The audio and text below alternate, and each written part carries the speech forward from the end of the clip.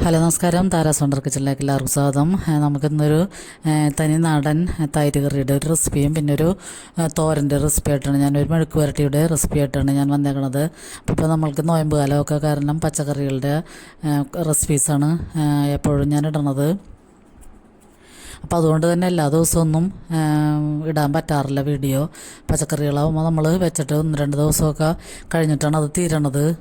മറ്റേ നോൺ വെജൊക്കെ കഴിക്കണ പോലെ പെട്ടെന്ന് കറികളൊന്നും തീരണില്ല. അപ്പോൾ അതുകൊണ്ട് ഞാനിപ്പോൾ 5-6 ദിവസമായി വീഡിയോ ഇട്ടിട്ട്. അപ്പോൾ വീഡിയോ കണ്ട് എല്ലാവരും ഒന്ന് സപ്പോർട്ട് ചെയ്യണം. അപ്പോൾ ഇത് കോവയ്ക്ക മെഴുക്ക് പുരട്ടിയാണ്. അപ്പോൾ ഈ കോവയ്ക്ക നമ്മൾ കുക്കറിലിട്ടൊന്ന് വേവിച്ചിട്ടാണ് ഇങ്ങനെ മെഴുക്ക് പുരട്ടി വെക്കണത്.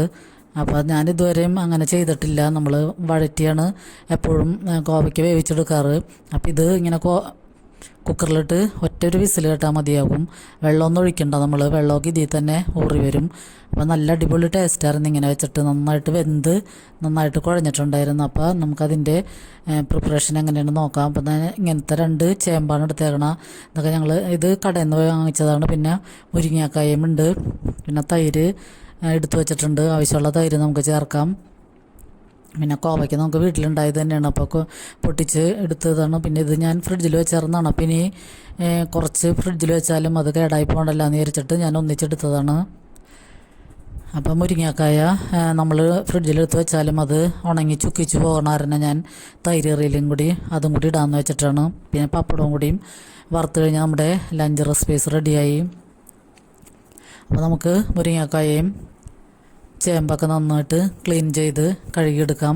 അപ്പോൾ ഈ വേനൽക്കാലത്തൊക്കെ ഇങ്ങനത്തെ പച്ചക്കറികൾ വെച്ചിട്ടുള്ള തൈര് കറി അല്ലെങ്കിൽ മോര് കറിയൊക്കെ കൂട്ടാൻ എല്ലാവരും ശ്രമിക്കുക. അധികം സ്പൈസസ് ഒന്നും മുളകൊന്നും അധികം ചേർക്കാതെ ഉള്ള കറികളായിരിക്കും ഇപ്പോൾ നല്ലത്.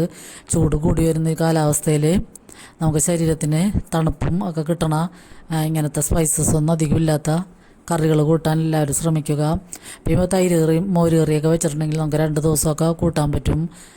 എപ്പോഴും നമ്മൾക്ക് ചൂടാറി ഫ്രിഡ്ജിലെടുത്ത് വെച്ചാൽ മതിയാകും, അല്ലെങ്കിൽ ഒന്ന് ചൂടാക്കി എടുത്ത് വെച്ചാൽ മതി. അപ്പോൾ ഈ ചൂട് കാലം കഴിയണവരെല്ലാവരും ഇങ്ങനത്തെ പച്ചക്കറികളൊക്കെ കൊണ്ടുള്ള കറികളൊക്കെ കൂട്ടാൻ ശ്രമിക്കുക. അപ്പോൾ നമുക്ക് ഈ മുരിങ്ങക്കായയും ചേമ്പൊക്കെ നന്നായിട്ട് ക്ലീൻ ചെയ്ത് കഴുകിയൊക്കെ എടുക്കാം. അപ്പോൾ ഞാനത് ഒരു സ്റ്റീലിൻ്റെ ചീനച്ചട്ടിയിലാണ് കറി വയ്ക്കണത്. മൺചട്ടികളിൽ വലിയ 2 ചട്ടികളും 2 തീരെ ചെറിയ ചട്ടികളാണ് ഉള്ളത്. അപ്പോൾ അതുകൊണ്ട് ഞാൻ ഇതിൽ തന്നെയാണ് കറി വയ്ക്കണത്. അപ്പോൾ അതൊക്കെ നമുക്ക് പാത്രത്തിലോട്ടാക്കിയിട്ട് കറിവേപ്പിലയും പച്ചമുളകും 1 കഷ്ണം ഇഞ്ചി ഞാൻ ചേർത്തിട്ടുണ്ട്. പിന്നെ ആവശ്യത്തിന് ഉപ്പും 1/2 ടീസ്പൂൺ മഞ്ഞൾപ്പൊടിയും കൂടി ഇട്ടിട്ട് നമുക്കിതൊന്ന് വേവിച്ചെടുക്കാം. പിന്നെ ഞാനിതിൽ തേങ്ങ 1 അരമുറി ഇടത്തരം വലിപ്പമുള്ള തേങ്ങയുടെ അരമുറി എടുത്തിട്ട് അത് നന്നായിട്ട് അടിച്ചാണ് ചേർക്കണത്. വേണമെങ്കിൽ നമുക്കിത് തേങ്ങാപ്പാലിലും വെക്കാം, അതും നല്ല ടേസ്റ്റായിരിക്കും. അപ്പോൾ ഞാനിപ്പോൾ തേങ്ങ നന്നായിട്ട് അടിച്ച് അതിലേക്ക് ഒരു 5-6 കഷ്ണം ഉള്ളിയും ചെറിയുള്ളിയും വെളുത്തുള്ളി 5-6 പിന്നെ കുറച്ച് ജീരകവും കൂടി ഇട്ടിട്ട് അതും കൂടി അടിച്ചെടുക്കുന്നുണ്ട്. അപ്പോൾ അതൊക്കെ ചേർത്താലാണ് കറിക്ക് ഒരു നല്ല ടേസ്റ്റ് ഉണ്ടാവുള്ളൂ. പിന്നെ സവാളയൊന്നും ഞാനിതിലേക്ക് ചേർത്തിട്ടില്ല. എന്നിട്ട് നമുക്ക് നന്നായിട്ട് മിക്സ് ചെയ്ത് പാകത്തിനുള്ള വെള്ളവും കൂടി ഒഴിച്ചു കൊടുക്കാം. അപ്പോൾ ഇത് തേങ്ങയുടെ പച്ചമണമൊക്കെ മാറാൻ വേണ്ടി ഞാൻ നന്നായിട്ട് തിളപ്പിച്ചെടുക്കുന്നുണ്ട്. എന്നിട്ട് ഫ്ലെയിം ഓഫ് ചെയ്തതിന് ശേഷം നമുക്ക് തൈര് ചേർത്ത് കൊടുക്കാം. ആവശ്യത്തിന് നമ്മുടെ പുളിക്കനുസരിച്ചുള്ള തൈര് ചേർക്കാം. ഇത് കടയിൽ നിന്ന് വാങ്ങിയ തൈരായ കാരണം പുളിയൊക്കെ ഭയങ്കര പുളിയൊന്നുമില്ല. നമുക്ക് പാകത്തിനുള്ള ആവശ്യമുള്ള പുളിക്കുള്ള തൈര് ചേർത്ത് കൊടുക്കാം. അപ്പോൾ ഞാനിതിലേക്ക് മുളക് പൊടി ഒന്നും ചേർത്തിട്ടില്ല, 1/2 ടീസ്പൂൺ മഞ്ഞൾപ്പൊടി മാത്രം ചേർത്തിട്ടുള്ളൂ. അപ്പോൾ നമ്മളിനിപ്പോൾ കടുകും ഉലുവയും വറ്റൽമുളകും കറിവേപ്പിലയും കൂടി വെളിച്ചെണ്ണയിൽ നന്നായിട്ട് പൊട്ടിച്ചതിന് ശേഷം അതിലേക്ക് ഞാൻ 1/2 ടീസ്പൂൺ മുളക് പൊടിയും കൂടി ചേർത്തിട്ട് ആണ് കറി കടുക് മൂപ്പിച്ചിടണത്. അപ്പോൾ ആ കറിക്കൊരു ഭംഗി ഉണ്ടാവാൻ വേണ്ടിയാണ്. അപ്പോൾ കാണുമ്പോൾ ഒരു ഭംഗിക്കൊക്കെ വേണ്ടി കുറച്ച് മുളക് പൊടിയും കൂടി അതിൽ ചേർത്തിട്ടുണ്ട്. അപ്പോൾ നമ്മുടെ അടിപൊളി കറിയാണിത്.